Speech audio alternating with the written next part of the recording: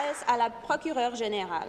Hier, la procureure et le ministre des Finances ont annoncé que l'Ontario entamera un processus de consultation qui éclairera le gouvernement sur la possibilité de créer un modèle de vente du cannabis au détail pour la consommation à des fins récréatives en Ontario.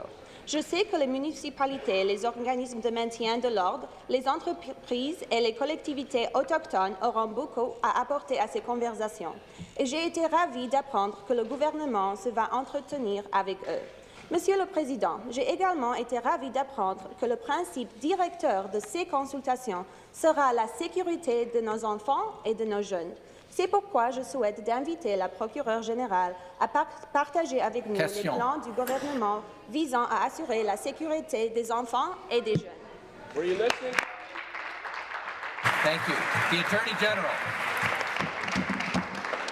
Merci, Monsieur le Président. Je tiens à remercier la députée pour sa question. Je veux commencer par dire que la députée a tout à fait raison. La priorité numéro 1 de notre gouvernement dans le cadre de la légalisation du cannabis le 17 octobre prochain est de veiller à la sécurité de nos enfants.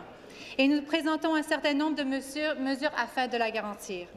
Pour pouvoir acheter, consommer ou posséder du cannabis, les Ontariens et les Ontariennes devront être âgés de 19 ans ou plus. Si ces règles sont enfreintes, la police, les procureurs et les tribunaux pourront orienter les jeunes vers des programmes de prévention et d'éducation afin de les tenir à l'écart du système judiciaire. Dans les magasins, les produits ne pourront être visibles aux enfants et devront être vendus au comptoir. Les promotions ne pourront être attrayantes aux jeunes et les commandites et les endossements ne seront pas autorisés. Permettez-moi d'être très clair, Monsieur le Président. Notre gouvernement ne tolérera jamais que quiconque offre ou vende du cannabis à des personnes de moins de 19 ans ou leur en fournisse de quelque manière, que ce soit. Merci. Supplementary.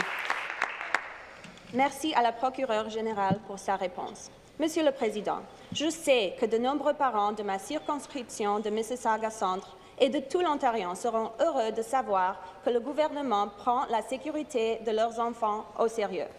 Il ne fait aucun doute que ce dossier doit être traité de manière responsable et je sais que le gouvernement travaille fort pour que l'Ontario soit prêt pour la légalisation de la consommation du cannabis à des fins récréatives ce 17 octobre. Monsieur le Président, je sais aussi que beaucoup de gens se demandent des questions sur l'impact de la légalisation sur la sécurité routière. La ministre pourra-t-elle nous expliquer plus en détail ce que le gouvernement compte de faire pour lutter contre la conduite avec faculté affaiblie? Ministre.